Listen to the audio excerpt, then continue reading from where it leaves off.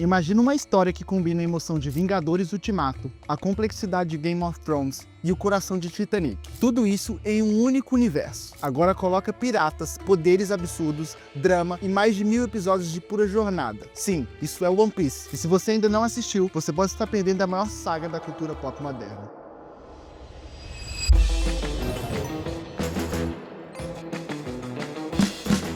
Fala campeão, presta atenção, porque hoje eu vou te mostrar por que One Piece não é apenas um anime, e sim um dos universos narrativos mais gigantescos, emocionantes e profundos que já foram criados. Talvez você tenha ouvido que One Piece tem episódios demais, ou que demora para começar a ficar bom. Mas a verdade é que quem embarca nessa jornada encontra algo que vai muito além de uma simples história de piratas. É uma obra-prima sobre amizade, sonho, liberdade, injustiça e, acima de tudo, sobre nunca desistir. Hoje eu vou te provar que sim, One Piece é longo, mas mais do que isso, ele é fenomenal. E no final do vídeo, talvez você até perceba que não assistir One Piece é perder uma das maiores experiências da cultura pop. É difícil de falar o tamanho da representatividade de uma obra específica sem falar de número, então vamos começar com eles. One Piece tem mais de 1100 episódios, 1100 capítulos de mangá, mais de 100 volumes publicados e 517 milhões de cópias vendidas ao redor do mundo. Para comparar, Harry Potter tem cerca de 500 milhões, Batman, mais ou menos 480 milhões de livros. Só que com um pequeno detalhe, o Batman existe desde 1939,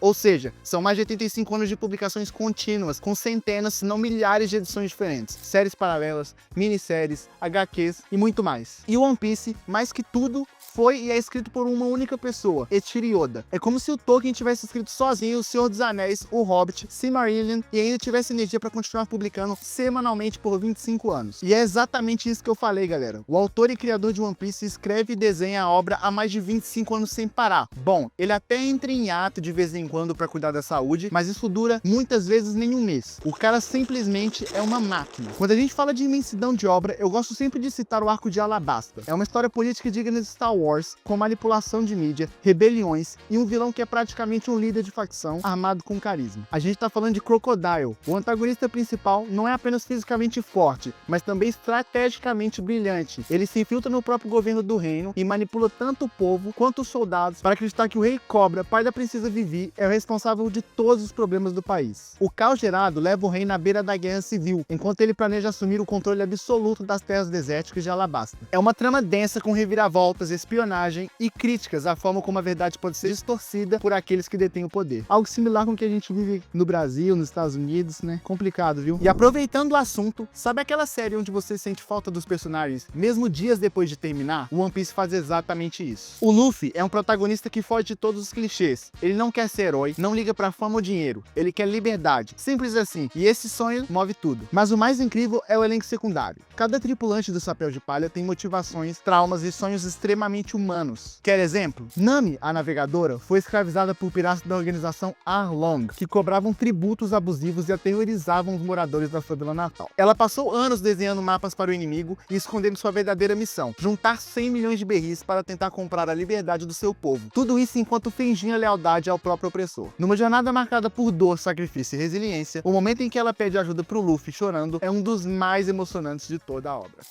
Luffy, me ajuda. Robin, a arqueóloga, passou a vida inteira sendo perseguida e rejeitada por todos os lados por ser a única pessoa viva capaz de ler os poneglyphs, blocos de pedra antigos que revelam a verdadeira história do mundo. Desde criança foi tratada como uma ameaça pelo governo mundial, que teme que a verdade sobre o século perdido seja descoberta. Sua vida foi marcada por traições, perdas e isolamento. Cada grupo que se aproximava, ela era usada como ferramenta e depois descartada. O momento em que ela encontra o Chapéu de Palha e pela primeira vez sendo acolhida é transformador. No arco de Enies Lobby, quando ela grita "Eu quero viver", não é só um pedido de socorro, e sim uma ruptura com uma vida inteira de sofrimento e uma decisão de finalmente lutar por algo maior que si mesma. É um dos pontos mais altos da série e simboliza o poder da amizade e do pertencimento. Eu quero viver!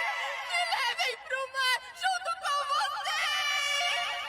O One Piece tem seu lado cômico e exagerado, mas sob essa superfície leve, a série trata de temas pesadíssimos, com uma profundidade que poucas obras conseguem alcançar. A obra discute o racismo através de opressão dos homens-peixe, mostrando como o preconceito pode gerar ciclos de ódio e violência. Trata da escravidão com os teriobritos nobres que compram e vendem pessoas como mercadorias. Fala de corrupção dentro do governo mundial, com líderes que escondem verdades, apagam histórias e manipulam a população através do controle da informação. Além disso, One Piece questiona a ideia de justiça. A série apresenta a chamada justiça absoluta da marinha, que muitas vezes comete atrocidades em nome da ordem, enquanto piratas, tradicionalmente os vilões, se tornam os verdadeiros símbolos da liberdade e compaixão. O revisionismo histórico também é abordado com maestria. A história do mundo foi manipulada, apagada, e os poucos que sabem da verdade são caçados. Robin representa esse tema, sendo a única capaz de ler os poneglyphs, os registros do verdadeiro século perdido. E o mais impressionante, tudo isso é feito sem parecer forçado. Oda não faz discursos, ele constrói essas críticas através das jornadas dos personagens e dos mundos que eles visitam, criando uma conexão emocional que ensina sem parecer uma lição de moral, saca? O arco da Ilha dos Tritões é um excelente exemplo. Ele mostra o preconceito enraizado, a luta por igualdade, o fracasso de líderes pacifistas e como a dor do passado molda atitudes presentes. O passado da rainha Otohime e do Fish Tiger é um retrato complexo e extremamente atual sobre empatia, perdão e transformação social. Esse é um ponto que separa o One Piece de quase tudo. O mundo parece real, existem regras, política, geografias, religiões, facções, rivalidades e uma história milenar que se desenrola aos poucos. Detalhes plantados lá no começo voltam de centenas de episódios depois. Por exemplo, o personagem Bug, um vilão cômico do começo, mais de 1000 capítulos depois, se torna um dos piratas mais perigosos do mundo. E faz sentido. A ascensão dele ocorre de forma gradativa, aproveitando eventos maiores, como o vácuo de poder deixado após a morte do Barba Branca e as manipulações da Marinha. É um exemplo claro de como Oda consegue transformar até um personagem que parecia descartável em peça-chave do tabuleiro. Outro exemplo, o nome Joy Boy aparece pela primeira vez no capítulo 628, e ele só começa a ser explicado de verdade mais de 400 capítulos depois. A revelação de sua conexão com os poneglyphs, com a antiga civilização e com o próprio protagonista Luffy é feita em doses homeopáticas, e cada nova pista tem impacto direto sobre a compreensão do espectador sobre o verdadeiro objetivo da obra. Outro caso interessante é o do personagem Sabo. Introduzido brevemente no flashback da infância de Luffy e Ace, ele desaparece centenas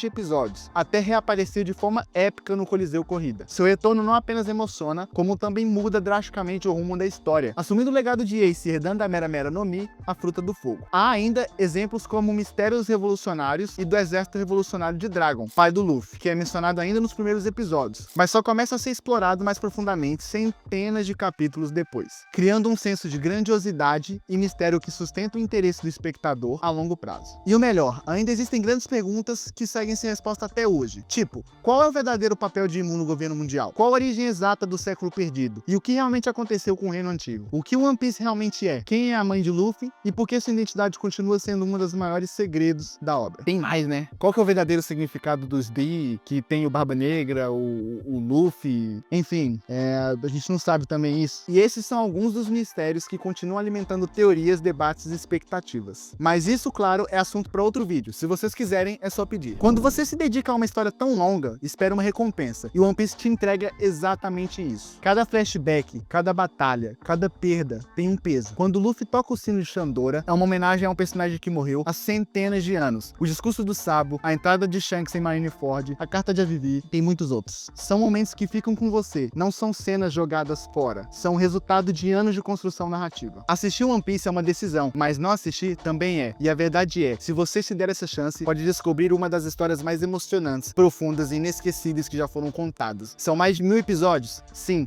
mas também são mais de 1000 motivos para continuar assistindo. E aí, você vem com a gente? Nos vemos na Grand Line. Fui!